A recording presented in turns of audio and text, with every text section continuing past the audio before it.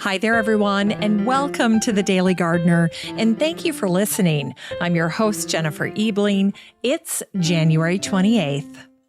Today we celebrate a colonial botanist who introduced nearly 200 plants to British horticulture after sourcing them from his good friend, John Bartram, in America.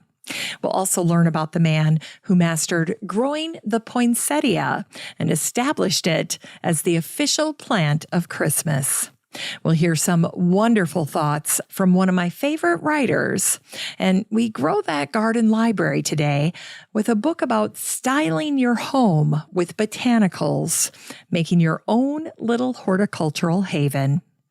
And then we'll wrap things up with the story of a woman who found her way to the best job ever, creating herb gardens.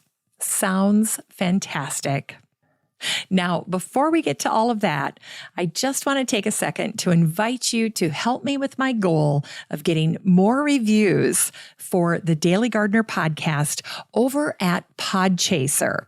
So if you want to help me with my goal of getting 50 reviews, all you need to do is head on over to Podchaser, one word, podchaser.com. And then when you're there, search for the Daily Gardener and leave a review for the show. And when you do, I'll give you a shout out on the show. And I just want to say thank you in advance for helping me reach my goal. Next, I wanted to invite you to sign up for the Daily Gardener Friday newsletter. This is just a fun little email that you get from me every single Friday. I think of it as a little garden note from me to you. I share what's going on in my own home and garden, along with ideas and gardening inspiration that I save up all week to share with you. And in addition, you'll get an extra dose of botanical history and literature to get you through the weekend. So just head on over to the website for the show, thedailygardener.org, and sign up for the free Friday newsletter today. Here's today's curated article. Well, today's curated article is from the Botanical Society of Britain and Ireland, and it was written by Louise March, and the title is called New Year Plant Hunt 2021 Day 1. And what I love about this post is we get to live vicariously through these posts, and we are hunting for plants. So fun. And I hope that when you read this post, you're inspired to go out and forage for plants in the natural areas around your home. It's such a good activity. Now, by the time I'm telling you about this post, there have been many more days of plant hunting on this website. But to kick things off, go ahead and check out this post and be eager to go through all of them, following along as they do their plant hunts throughout the year. So, if you'd like to read Louise's post, and I think it's so inspiring and fun, just search for the word hunt in the Facebook group for the show, and Louise's post will pop right up. And of course, if you're not in the Facebook group for the show, it's super easy to join. You don't have to worry about it. All you need to do the next time you're on Facebook, just search for Daily Gardener Community, where you'd search for a friend and request to join. I'd love to meet you in the group. Here's today's brevities. Today is the birthday of a fellow of the Royal Society, an avid gardener, and a friend to many scientific leaders in the mid-18th century in London, Peter Collinson, who was born on this day, January 28th, in 1694. Peter Collinson introduced nearly 200 species of plants to British horticulture, importing many of them from his friend John Bartram in America. And when the American gardener John Custis learned that Peter was looking for the mountain cowslip, Primula auricula, he happily sent him a sample. Auricula means ear-shaped, and the mountain cowslip is commonly known as bear's ear from the shape of its leaves. And the cowslip is a spring flowering plant, and it's native to the mountainous areas of Europe.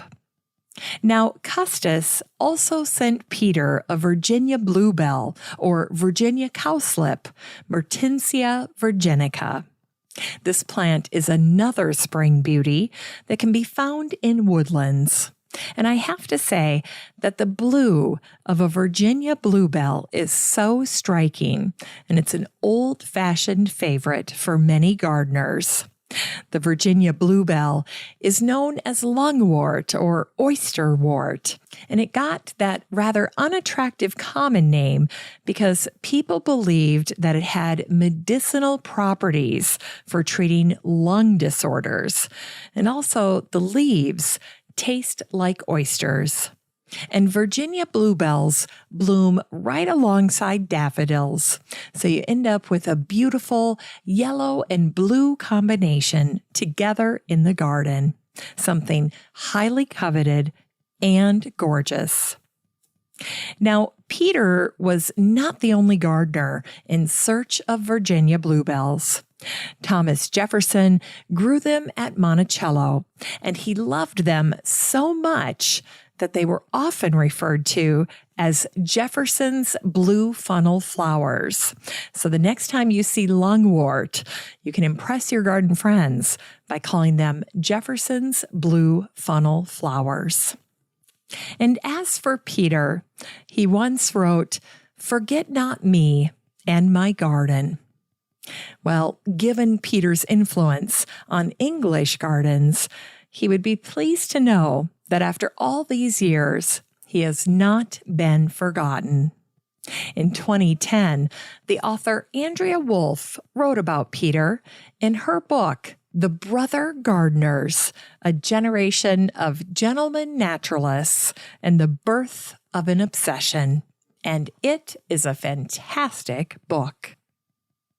And today is the birthday of the nurseryman known as Mr. Poinsettia, Paul Ecke Sr., who was born on this day, January 28th, 1895, in Magdeburg, Germany. Paul and his family immigrated to the United States in 1906.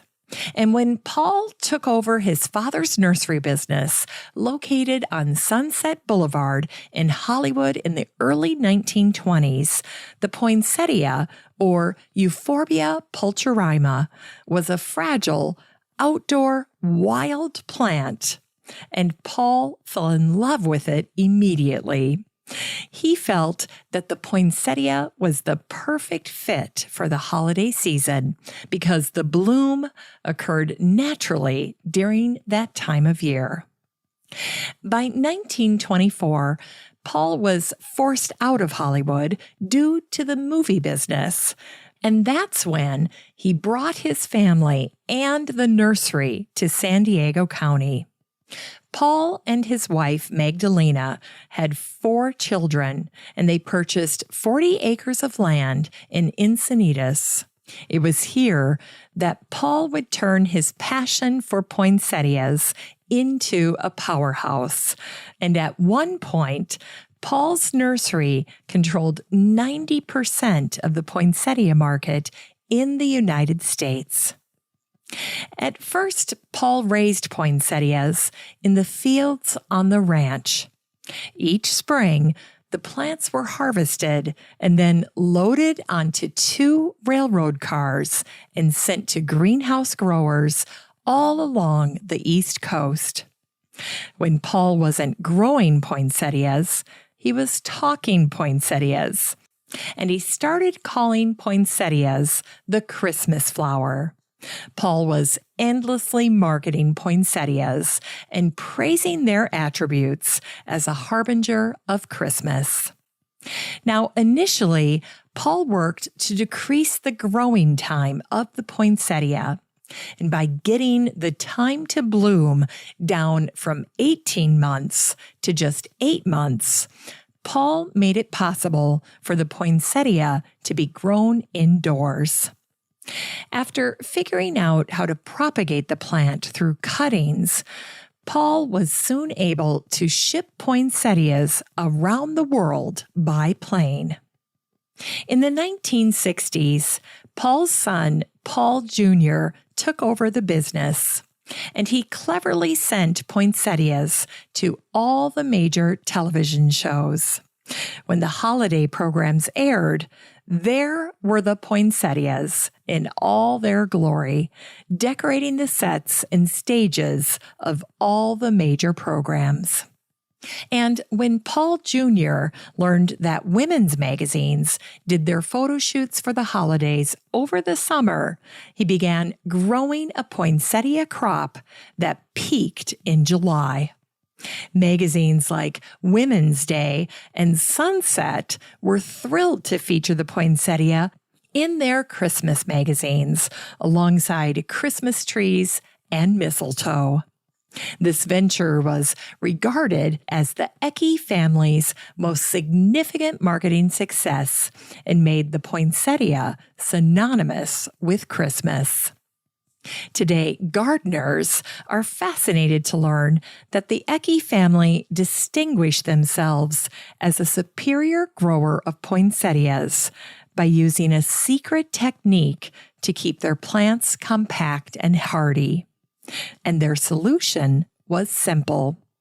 They grafted 2 varieties of poinsettia together, causing every seedling to branch and become bushy.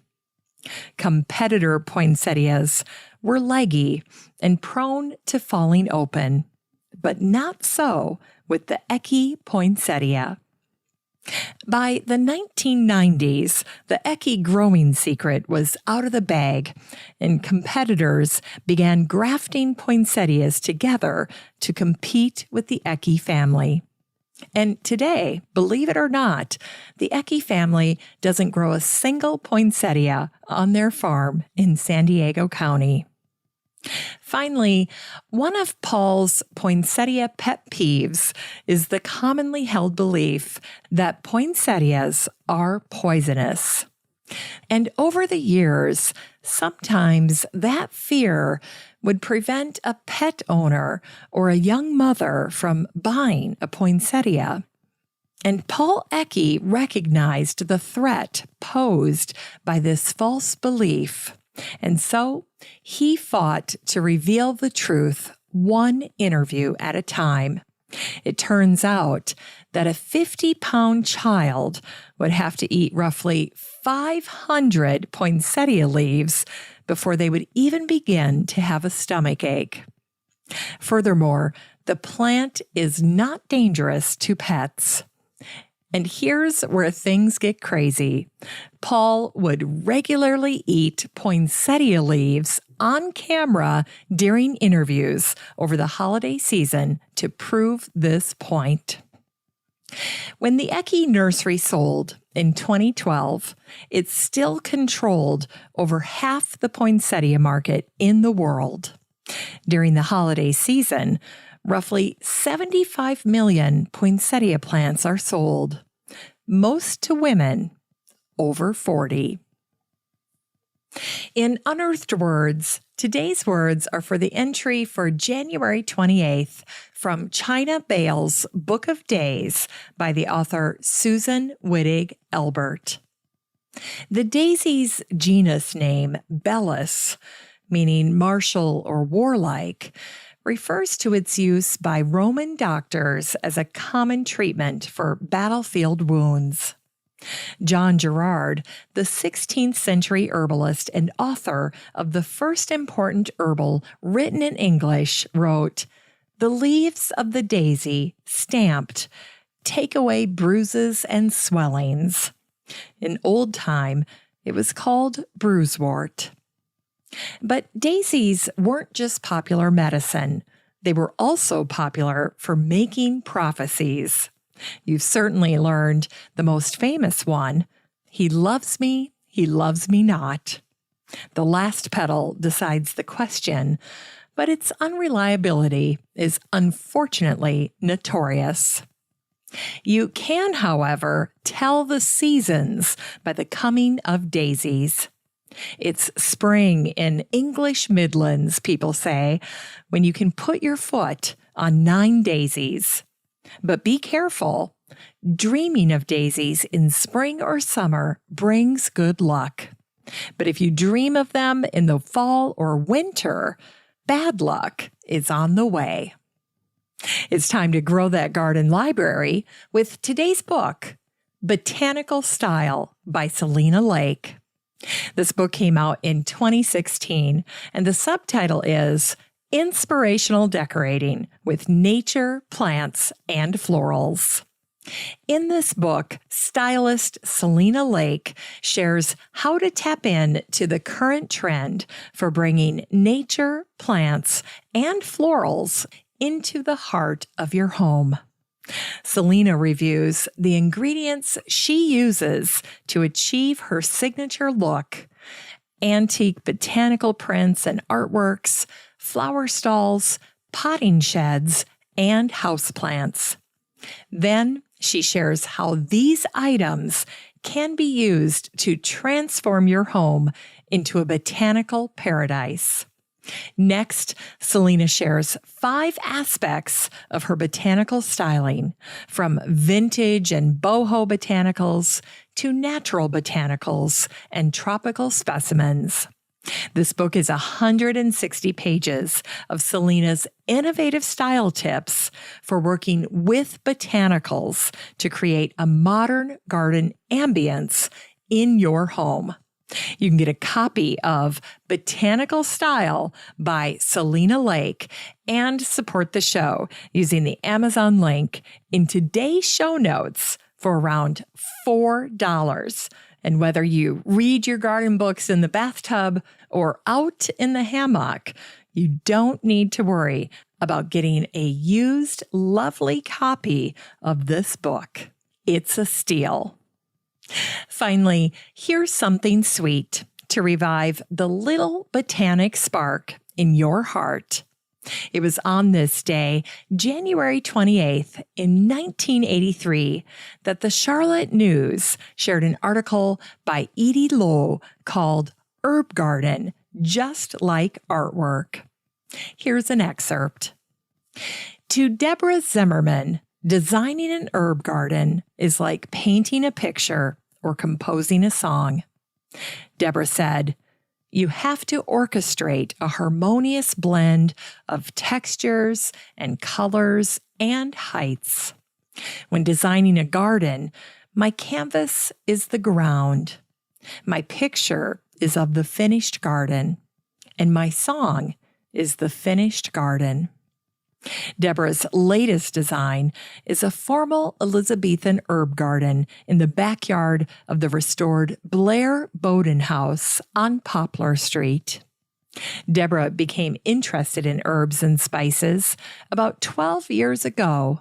She said, "I started a little business called Helping Hand Services, planting herbs and spices in people's gardens. It started out as a means of supporting myself in school.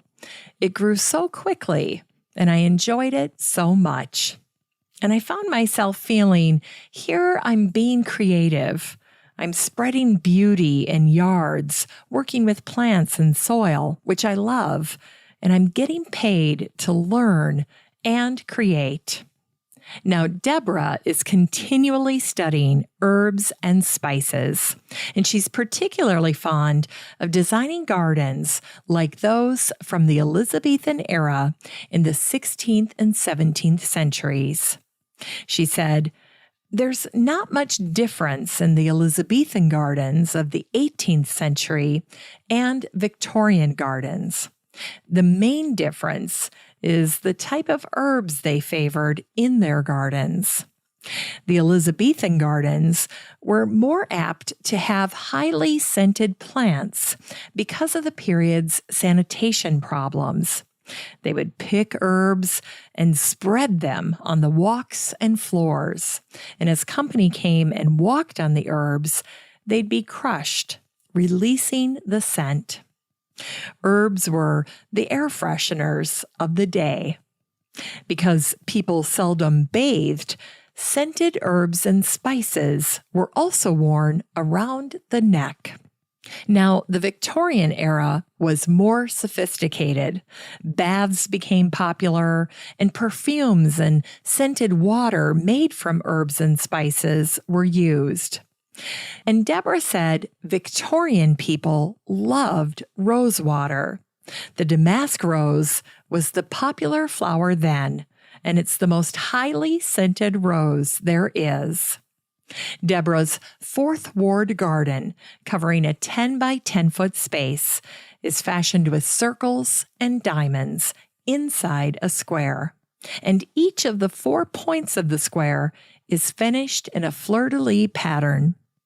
Deborah used creeping thyme and candy tuft as a border hedge for the garden, and the rest of the pattern is carried out with lavender, rosemary, lemon verbena, aromatic herbs, clove pinks, rose geranium, basil, sage, savory, chives, coriander, and chamomile. And this 100 square foot garden will likely cost between $250 and $600. But Deborah said the most important thing is to like what you're doing. If you're happy in your work, you tend to grow. Thanks for listening to The Daily Gardener. And remember, for a happy, healthy life, garden every day. The Daily Gardener is produced in lovely Wyoming, Minnesota with the help of Paige Mance, Brooke Bierbaum, Kiana Rayleigh, Maddie Doyle, Natalie Decker, and Eric Begay. You can find The Daily Gardener on all your favorite social media. You can follow the show on Instagram, and listeners always have a standing invitation to join the free Facebook group for the show. Just search for Daily Gardener Community the next time you're on Facebook and request to join. All the stories and books that are featured on the show can be found over at thedailygardener.org, thedailygardener.org. And while you're there, be sure to sign up for my free Friday newsletter. Last but not least, you can share your own gardener greetings on the show by emailing me at jennifer@thedailygardener.org. I'm your host, Jennifer Ebling, and as always, have a great day in the garden, and we'll see you tomorrow.